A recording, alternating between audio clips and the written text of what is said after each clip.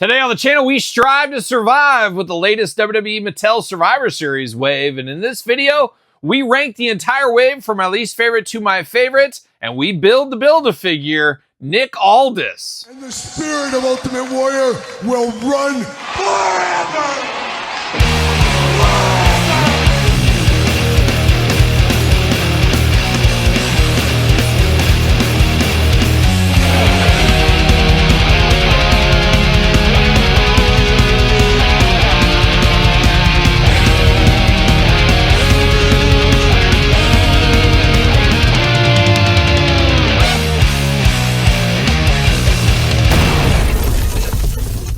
Welcome everyone, Kyle here, back again with another set rankings and Build-A-Figure review. And today we're taking a look at the Build-A-Figure Nick Aldis from the brand new WWE Mattel Elite Survivor Series wave. But of course, for all your Survivor Series needs and a whole lot more, hit up Ringside Collectibles, use discount code Kyle, save yourself 10%. Gotta get a deal out there. And of course, we're gonna take a look at this Nick Aldis Build-A-Figure, and then the back half of this video, we're gonna bring Nick in and we're gonna rank the entire wave from my least favorite to my favorite. But first, let's get Nick Aldis knocked out here. Let's start off with the accessories, start off with the hands on this one.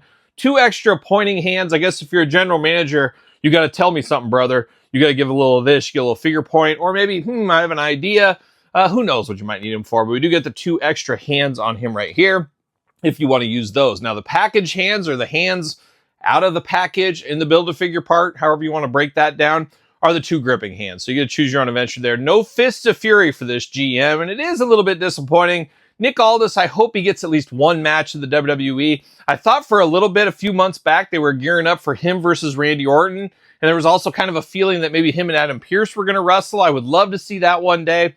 Give both those guys one match on the big show. I think that'd be a pretty cool thing. And Nick Aldis seems like maybe he could still go, but maybe not. I don't know. You guys tell me in the comments below. But I would have loved to have seen a wrestling version of Nick Aldis in the future. Who knows with the TNA relationship? Maybe we could see that. I don't know. We'll just have to wait and stay tuned and see what happens there. But cool to get a general manager Nick Aldis figure here. We got Adam Pearce last year. Now we get this one. Makes a lot of sense. Well, let's dive into this right here. And once again, it is general manager edition of Nick Aldis. Not totally sold on the head sculpt. I do know this is Nick Aldis, though, if I see it. But something looks just a little bit off. But I know who it is. Maybe it's the upper head is a little bit big on him, almost like a young Brainiac. I'm not exactly sure, but he does look interesting in the head sculpt, but I do know it is Nick Aldis. Got kind of that beard, 5 o'clock shadow going on. Kind of sleepy head sculpt on him, some sleepy eyes there. Just not a lot of emotion on this. He's definitely not fired up. He's keeping it level right there. 2 eyes, 2 ears, nose, and a mouth playing all those human hits, but it looks like Nick Aldis. And I guess if you're a customizer, you could use this head on a custom wrestling gear one if you really wanted to. We'll bring out a wrestling gear Nick Aldis here in a little bit. But diving into the rest of this one, it is pretty much your standard Build-A-Figure by parts. I will say this went together pretty easily. The waist, you always kind of have to line up for that first time and then just click it in. Had to do that with this here. Does got the sport jacket over the top there in a nice gray. You got a little pink highlights there. He's got 4 like little hearts on his lapel. Is that for his kids, like a young Bret Hart? I'm not exactly sure. Maybe he has kids. Maybe, yeah, he does have kids. Him and Mickey James have kids. So who knows? I don't know if he has 4 kids, but I don't know what those are for. But he does got that. He's got the pocket square there in pink as well. Black undershirt looking pretty good. Typical Build-A-Figure arms, suited body and stuff. Same thing down to the pants. Instead of the traditional black we always seem to get, he's got some orange pants going on. Extra fashionable there. And then you do got some black shoes down here, some dress shoes as well. Arms all the way around for us, of course. Bicep cut. Double jointed, pinless elbows, hands back forth side to side, head back forth side to side, waist articulation, no real ab crunch on this one. Big old splits if you do need them. Legs go upright like that. Thigh cut, double jointed, pinless knees, and a little bit of back and forth side to side on the ankles down there. Not a whole lot to write home about here, but it is cool to get a Nick Aldis. I feel like this was something we desperately did need in the line. I would not be opposed to another version of him in the main event line. I think that would work out. But we're going to get more Nick Aldises. It'd be very cool to get a wrestling version. I would love to, once again, have him have one match on WWE TV. It'd be cool if it was him versus Adam Pearce, or maybe him and Adam Pearce team up against somebody. That would be kind of cool, too.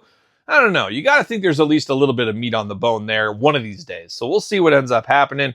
But Nick Aldis, not the greatest thing. Obviously, it's a suited figure, but as far as these things go, as far as Build-A-Figures go, pretty much a good one if you ask me. But of course, I mentioned Adam Pearce. Now you can have the general manager square off in their suits if you want to as well. We unboxed this one, did the review on this one like last year. What is time once again? But cool to get Raw and SmackDown GMs here at the table. And I did mention once upon a time he was just a young Magnus in the Jakks TNA line. So do have that here. I just recently picked this one up, a very hard to find version. The other one fairly easy to get. This one a little bit harder to get. Happy to have this one in the collection from his TNA days. So all things considered, not the greatest, not the best. Somewhere in the middle. I think that's fair enough. But of course, can I be fair enough in the set rankings? Because now we got to bring the rest of the crew of the Survivor Series line in, and we're going to rank them from my least favorite to my favorite. All right, it's time to rank the brand new Survivor Series wave from my least favorite to my favorite. And of course, you need this wave, you need any of these figures. Ringside Collectibles, use discount code Kyle, save 10%. That's the place to do it. But we got 5 figures right here. An interesting set as a whole. I will say one of these guys feels like he doesn't fit in. We'll dive into that a little bit here. But as a whole, an interesting set. Unfortunately, plagued by a lot of those Vietnam issues. Vietnam strikes again. A fatal blow this time in some instances. But a lot of very tight leg joints on these. Feels like we've done a couple of steps forward with that. Now we're doing steps back in the quality control department of Mattel. So hopefully this is just a one-off and we get back on track with some other ones. But extremely tight in the leg department on a lot of these figures here, which is unfortunate, of course. But be interesting, though. Maybe the kinks get worked out. Maybe it's just my copies. I don't know. You guys have to sound off in the comments down below how the legs are on your figures as we documented reviewing each one of these figures here. But as usual, we got 5 figures here. Start at 5, work our way to number 1. Number 1 being my absolute favorite figure from this wave. Of course, as I always have to say, I have to say it, but this is my list, so it's 100% right. But guess what? Your list can be 100% right. Stick it in the comments down below. But let's kick it off. Let's start it off, of course, at number 5. And like I said, number 5 going to be an easy one for me. One doesn't feel quite like the others, and that's JD McDonough. Now, nothing against JD McDonough. I feel this figure was definitely needed, part of the Judgment Day collection. A nice upgrade from the last one, and the verdict's still out if the last one was a little bit better with the hair swappability on that one. But to me, it just feels weird in the Survivor Series, and obviously it's based on a Survivor Series match, so I guess it does fit. But you got a tippy top star, a Hall of Famer, a general manager Build-A-Figure that makes sense, and then you got a classic legend once again in the 1-2-3 Kid. He just feels a little bit different than the rest. And I guess you got to throw maybe a modern talent in here. And Cody's obviously a modern talent too, so I do get that. But easily for me, he's going to be number 5. Maybe he just hasn't clicked with me like others, and he could be different on your list, of course, as I did say. But for me, JD McDonough, number 5. Unfortunately, tight joints on this one. Doesn't really click as well as I would have liked it to. And pretty loose ankles on this one, too. Just throwing that out there. But now, we got to go to number 4. And number 4, once again, I'm glad we got this figure. It's just not the super slam dunk. It works for a Build-A-Figure. It is Nick Aldis. Cool for what it is. But it's just a guy in a suit at the end of the day. We needed this in our collection, so I'm glad we got it as a Build-A-Figure. Personally, I would have loved to seen this more as a main event style figure. But I'm just glad we at least got one Nick Aldis. Doesn't blow me away. It's just a guy in a suit. Nothing really too special with this one. Just cool that we got it, but easily coming in at number 4. But now it gets a little trickier down here to the final 3. Of course, I'm going 1-2-3 Kid here. Not against this figure here, and this is definitely an improvement from some of the other 1-2-3 Kids we've had. Those ones we've got in the past were much more early in his career. This is almost on his way to 6 X-Pac days is really what this one is. So cool enough to get this in another era that we didn't have of the 1-2-3 Kid, X-Pac, Sean Waltman, Lightning Kid, 6, you get the point. So it is something that's needed, especially for the new generation fans out there. But for me, he's going to come in right at the middle at 3, which means there can only be 1. We got 2 left. We got 2 of my favorites there. Of course, modern day superstar Cody Rhodes in face paint and Bret Hitman Hart, an extremely tight one to me. Ask me again in 6 months. Maybe they'll flip-flop. We'll see what happens. But we do got some quality issues with both these guys, unfortunately. Extremely tight in the hips. That's a little bit disappointing. But it's razor thin. But I'm going to go Bret Hart at number 1 and Cody Rhodes at number 2. Now, Cody, a beautiful figure. Feel like we've been here before, though. We've had so many Codys that are very similar. The one difference with this, and that's the way to my heart, of course, with Mattel, is face paint. They put the War Games face paint on here. I love it. It is different. It feels different. It looks different. I like that a whole lot. I'm not sure what's going on with this extra large peg on this one, as this would be great for head swaps, extra Cody heads if you want to mix and match and do stuff, but you really can't because of the crazy peg on this one. So that is pretty sad, I guess. I don't know, but obviously you customizers can mix and match and switch some of those pegs around and stuff, but for the average Joe, it's a little bit disappointing. Besides that, I love the face paint, even though if it looks a little too True FX-y to me, but it is what it is. I love face paint. I'm a big fan of Cody. It definitely warrants a top spot up here, coming in number 2. But 1 is going to be Bret Hart. Of course, Bret Hart, one of my favorite wrestlers of all time. And this is one of those looks we've wanted for a heck of a long time.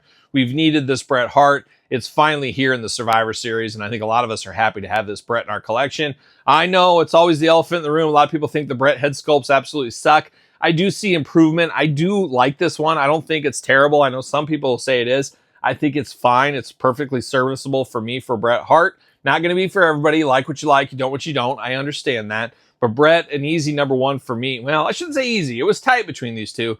But he comes out at number 1 for me because you can take this another step and get an Owen Hart custom out of this one, which is pretty cool. A lot of us have extra heads for Owen. Worth picking up a second one of these to display one as Owen. And once again, the peg, unfortunately, a little bit high. Obviously, the Jazzwares Owen head is from a different company, but I wish they wouldn't go so crazy with some of these pegs. I don't know why that had to change. Once again, it can be messed around. You can fix it. You can bore the head out of Owen if you want to. It is passable, I think. You can see from the glamour shots from the unboxing video I did. It is definitely passable for a Bret Hart figure, for an Owen Hart figure putting it on there. It's not the best. It's a little giraffe necky, but we've seen worse. So it is what it is. But because of being able to do the Owen customization, a beautiful Bret Hart that I've been wanting in my collection for a long time, he squeaks by at number 1 for me. So there's my Survivor Series set rankings. Be very interested to hear your thoughts, where you would rank this set. And of course, put them in order. That's the hard part. That is the fun part. But let me know in the comments down below. And of course, you made it this far. Don't forget to like the video, subscribe to the channel, turn on the old notification bell. I got videos every single day. And then some. We got even more content for you, of course, over there on Patreon. Patreon, the best way to support this YouTube channel. And all the content it does bring, you guys know there's a lot of content. You can also be a YouTube channel member if that is your thing as well. SirPaul64 on the X, _Kyle_Peterson on Threads, Instagram, TikTok. Of course, don't forget that TikTok. And then TheKylePetersonShow at gmail.com. My brand new podcast, each and every single Tuesday, it is The Kyle Peterson Show. Video cast on YouTube, and of course, audio found wherever you find your podcast. So appreciate all the support on the podcast. Check out my book, The Complete Guide to the ECW Original San Francisco Toy Makers, Amazon and Barnes & Noble, ready for purchase right there. So for Survivor Series 2025 edition, I'm Kyle. See you guys all real soon. Well, are we going to dance or are we going to play? We're going to the end of the line.